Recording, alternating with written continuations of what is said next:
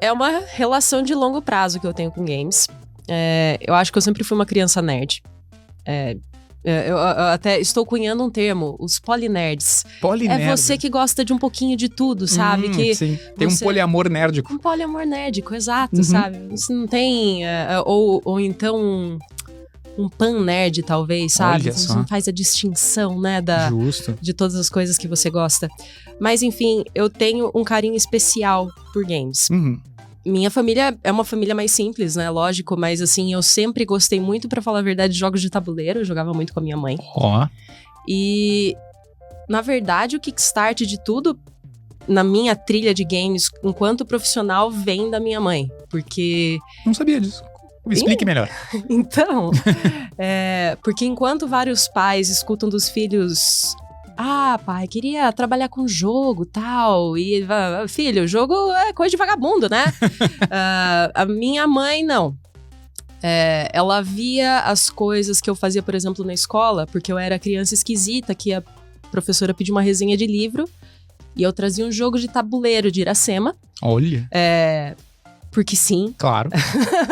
Porque eu tinha essa vontade de fazer jogos, especificamente tabuleiro. Uhum. E a minha mãe meio que foi vendo isso e ela achou o curso de design de jogos pela EMB Morumbi e ela falou, por que você não tenta isso aqui? Sério? Sério. Em que ano? Foi 2000 e... Eu entrei em 2010. 2010. 2010. E assim... Eu acho que foi super arriscado da parte dela, porque a faculdade de design de jogos não é barata. Uhum. Eu já não achava na época, agora tá muito pior. Não, era absurdo. A gente sabe que é um setor que ele exige um ponto de vista de privilégio, né? Quando a gente fala de capacitação, de aprendizado, de academia. Mas minha mãe meio que ela quis tomar esse risco, ela achava que valia a pena. Eu acho que se pagou. Sim, total, boxa. Olha o que é a Paty hoje. Mãe, tu não foi a única, viu? A minha mãe também me ligou e disse, meu filho, surgiu uma faculdade de jogos aqui na Unicinos em 2004. Diz, quem sabe tu não faz isso aí, parece ser a tua cara. Não é? Tipo, vem muito dessas mães, assim, acreditando em investimentos de risco, né? Nossa, esse, principalmente, a minha família é toda do direito. Da onde que alguém vai pensar disso? Não. Então. Não, mas olha só, minha mãe é escrevente do fórum. Foi. A tua mãe também é do direito. Então vai ver aí que tá a coisa. As famílias que ficam no direito eventualmente descobrem, vamos mandar pra outro setor. Chega, né? Vamos fazer outra coisa. Boa. E foi isso, começou, fui pra faculdade. E é engraçado, né? Porque na época que eu entrei, o curso da EMB era muito interessante, porque o primeiro semestre destruía todo mundo. Porque a maioria das pessoas entra querendo fazer jogos digitais. Sim. E você entra com aquela vontade, eu vou fazer meu God of War, eu vou fazer meu Assassin's Creed. Sim. E o primeiro semestre, eles tinham esses mini TCCs, acho que eles existem até hoje, até eles chamavam Projeto de semestral. Projeto semestral, ele chamava interdisciplinar, né? O Inter. E o primeiro era um tabuleiro. Então você imagine a frustração das pessoas que entravam no primeiro semestre e eu lá, é o que eu sei! Porque eu não programava. Sim. Na época até eu me via mais como artista. Eu desenhava. E isso também não se pagou, porque eu acho que a quantidade de esforço que eu tinha que fazer para suprir a falta de talento não valia a pena, mas eu passei, conheci muita gente legal lá, muita gente aí que constituiu, assim, os meus amigos mais próximos de hoje, as minhas relações mais próximas, e a gente foi evoluindo, e daí chegou a hora de entrar no mercado. Sim. E aí que a história complica. O que acontece lá imagino que em 2014, 2015? 2014. Que por incrível que pareça, eu não repeti nada na faculdade de games, que também era um acontecimento... Eu também, por incrível que pareça. Por isso que eu acabei chegando como o primeiro formado, eu sou o primeiro formado em games no Brasil. Olha só! E muito por isso, até porque eu fiz o trabalho de conclusão junto com o último semestre. Né? E todo mundo fez o último semestre e depois fez o trabalho de conclusão. Então o pessoal que se formou. Mas teve a mesma situação, entraram quase 50 pessoas e já no primeiro semestre já o pessoal... As pessoas desistem, é mais difícil do que parece e é frustrante.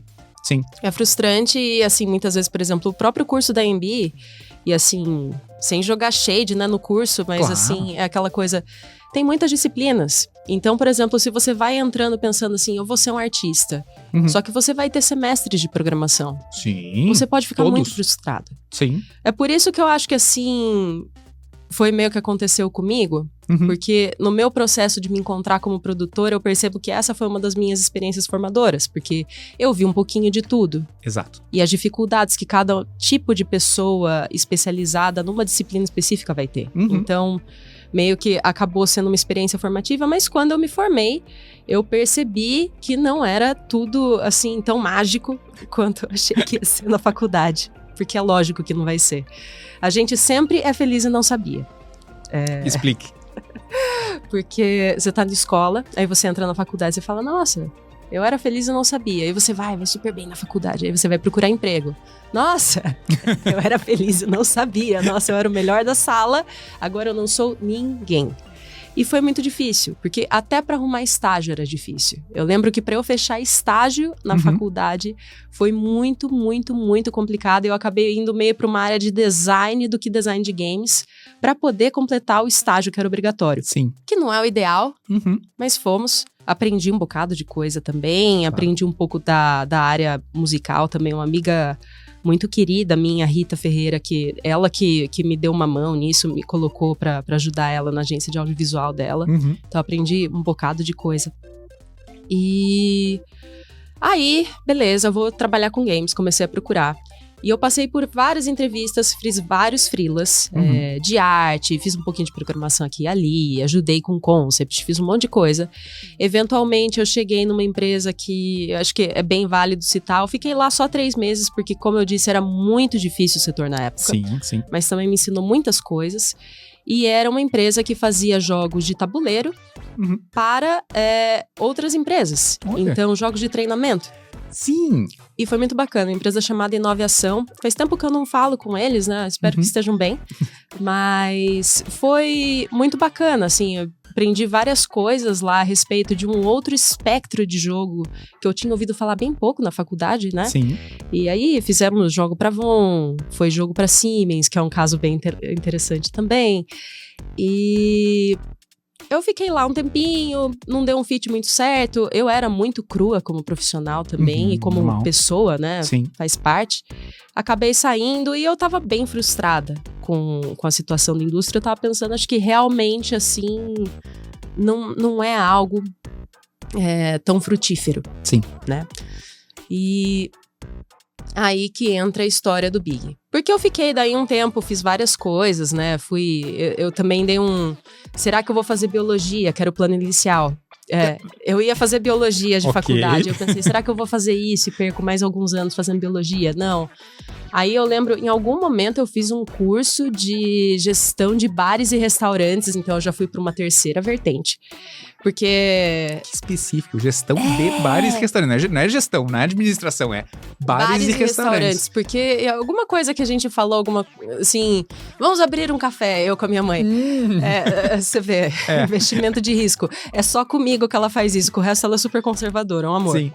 Mas, mãe, sendo mãe. Aí eu fui, fiz isso e tipo...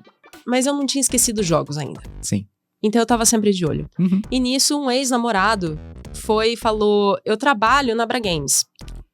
E eles estão procurando alguém pra fazer um job dentro do Big Festival, que eu já conhecia, né, de outros carnavais, de ter participado. Só para constar e contextualizar, a Abra Games é a Associação Brasileira de Jogos, onde ficam todas as empresas, elas são aglutinadas ali.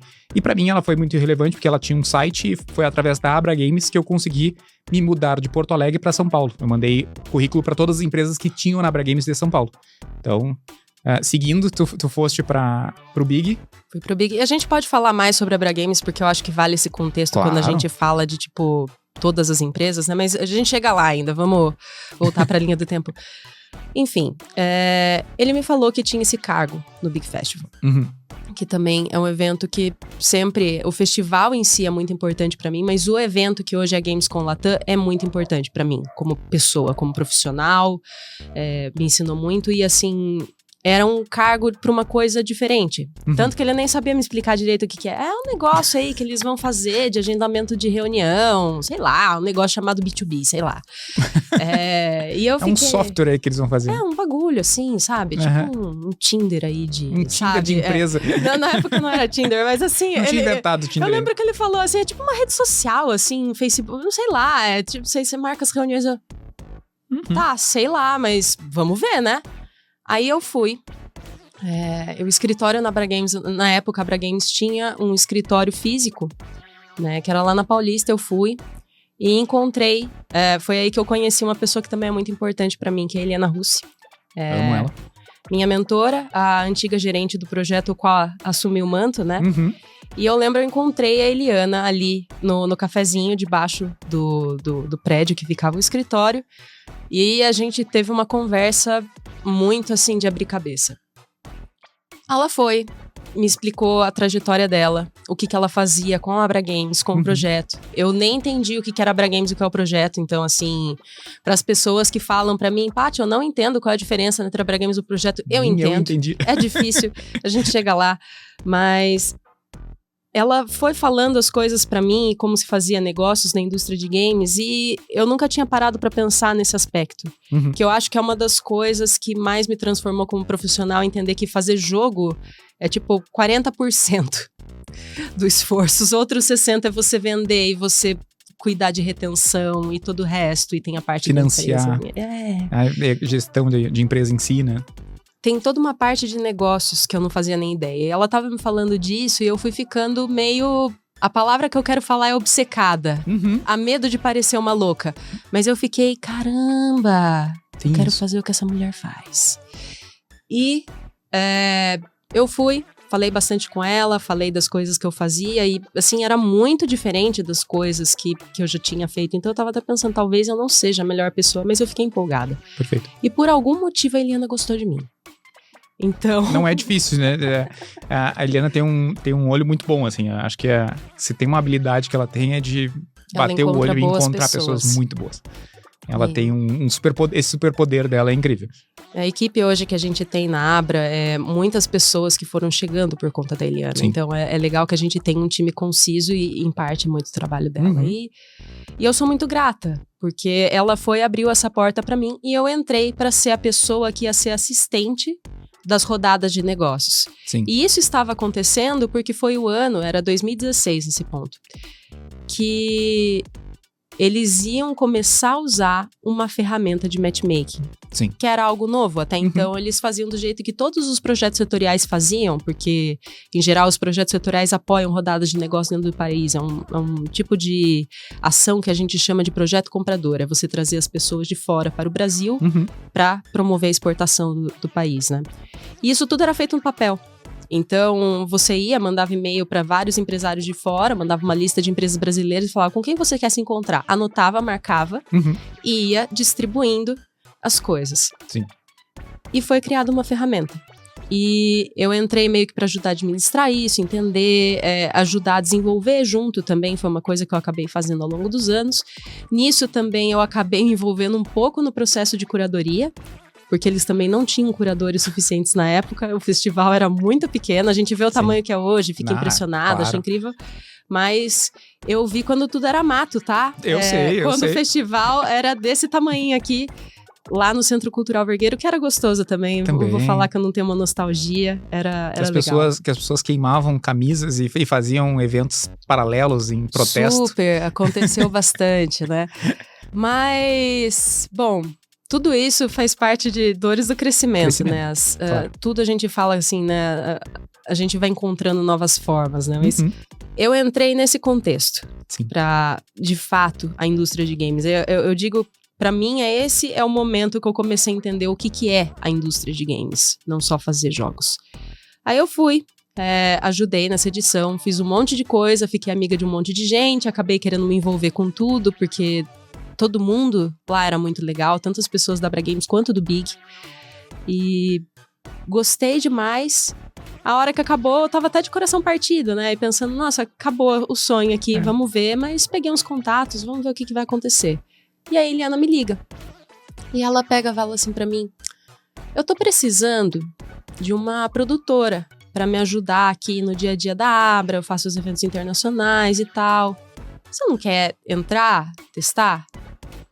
Vamos. Bora. Tudo bem, bora. Vamos lá. E daí começou minha jornada da Abra Games, em agosto de 2016, logo depois do evento. O algoritmo tá de olho em você. Se não curtir, comentar e compartilhar, ele vai achar que você gosta de vídeos ruins e começar a recomendar uns conteúdos bem duvidosos. E a gente não quer isso, né? Então melhor garantir e assistir o episódio inteiro.